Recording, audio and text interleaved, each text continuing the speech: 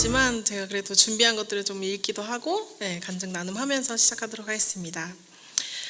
저는 6살 개구장이 이시안 어린이와 저희 36살 큰아들 이건욱 집사와 함께 살고 있는 김영수 집사입니다.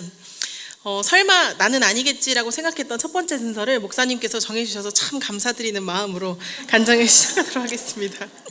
먼저 15주간 이 자리를 지켜낼 수 있게 해주신 주님께 정말 감사의 영광 올려드립니다. 먼저 제가 살아온 삶을 잠시 말씀드리고 싶은데요. 고등학교 때까지 평범한 가정과 그리고 독실한 불교 집안에서 자라왔던 저는 평범하게 주말이면 주일 예배가 아닌 법회에 가기도 하고 또 평범하게 초등학교 때부터 108배 하면서 살아왔고요. 그리고 중학교 때는 불교 학교에 가서 아주 평범하게 불교 학생회 이렇게 맡아서 하면서 그렇게 살아왔습니다. 제 이름도 스님께서 지어주셨어요. 네. 그러다가 이제 고등학교 2학년 3월 달에 갑자기 아버지께서 사고로 돌아가시게 되셨고 그 이후에 제 인생이 아주 많이 변화하게 되었습니다. 그때 당시에 집은 경매로 넘어가고 어머니께서 몸이 마비가 오실 정도로 아주 힘든 시기를 보내셨고 대학생이었던 오빠는 매일매일 술을 먹으면서 집에 들어왔어요.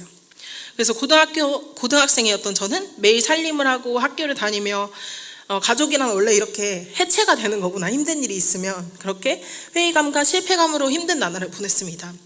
그러던 시기에 이제 제가 어릴 때부터 노래를 좋아해서 어릴 적 꿈이었던 성악을 기회 좋게 시작하게 되었고 그리고 자연스럽게 성악을 하니 교회에 가고 성가대를 하고 그러면서 이제 찬양을 하게 되었습니다. 처음에는 이제 주님을 믿는다는 생각으로 다닌 것은 아니었지만 오래 지나지 않아서 말씀의 은혜와 위로를 받으면서 주님을 영접하게 되었고 그 이후에는 누구보다 신앙생활을 열심히 했고 아무도 믿지 않는 집에서 정말 홀로 외롭게 믿음 생활을 해왔습니다. 그래서 항상 죄에 민감하려고 애를 썼고 누구보다 바른 신앙생활을 하려고 노력하다 보니 자연스럽게 교회에서 사역도 하고 신학대학원에 가게 되고 교회에서 전도사 사역을 하면서 주님 앞에 쓰임받고자 했습니다. 그래서 전도사 사역을 정말 열심히 했습니다. 그런데 그러던 중에 이제 교회가 깨어지는 아픔을 겪게 됐고 2번의 깨어지는 과정을 통해서 결국에 이제 저는 평신도의 삶을 살아가야겠다라는 결론을 얻고 지금은 이렇게 이름 없는 교회에서 평신도로 사역을 섬기게 되었습니다.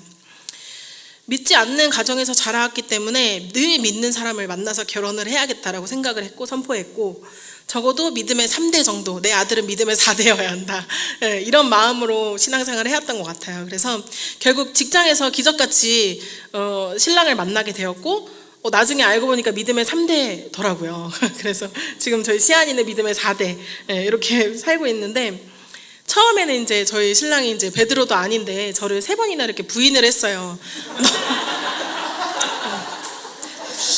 저를 이제 친구라고 저희가 동갑이기 때문에 우리는 계속 친구로 지내야 한다 이렇게 저에게 이렇게 3번의 기회가 있었는데 제가 이제 그때 당시에 좀 기도를 열심히 했었거든요. 그래서 결국에는 이렇게 결혼을 해서 가정을 꾸리게 되고 요 근래에는 아주 행복하게 지내고 있습니다.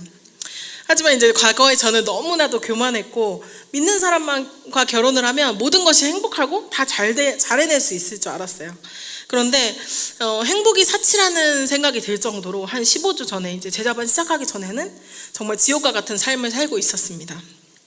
제자반 첫날 저희 부부의 대사에 아마 깜짝 놀라셨을 거예요, 다들. 왜냐하면 겉으로 보기에는 참 행복해 보이는 가정이었는데 저의 대사가 이랬습니다. 저 이혼하고 싶지 않아서 제자반에 들었습니다. 이렇게 고백을 했습니다.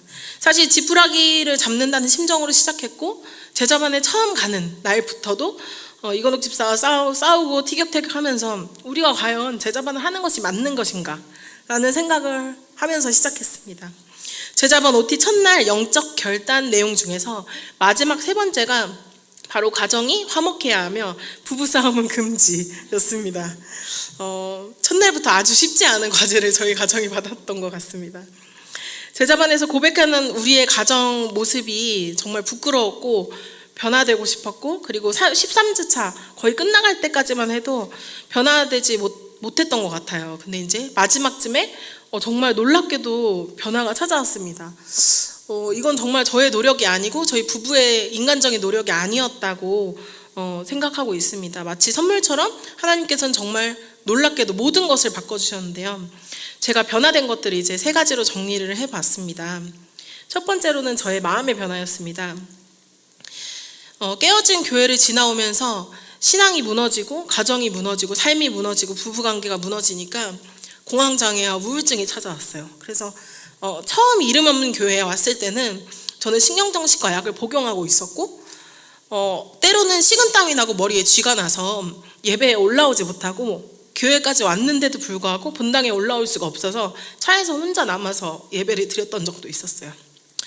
그런데 만약에 그 공황장애가 지금까지 갔다면 여기에 지금 서 있을 수 없을 것 같아요. 그래서 첫 특송하는 날도 사실 머릿속이 하얘지는 약간 그런 경험을 했었는데 지금은 감사하게도 약도 끊고 특히 제자반을 하고 나서는 마음의 평안과 여유를 좀 찾을 수 있었던 것 같아요. 두 번째로는 가정의 변화였습니다.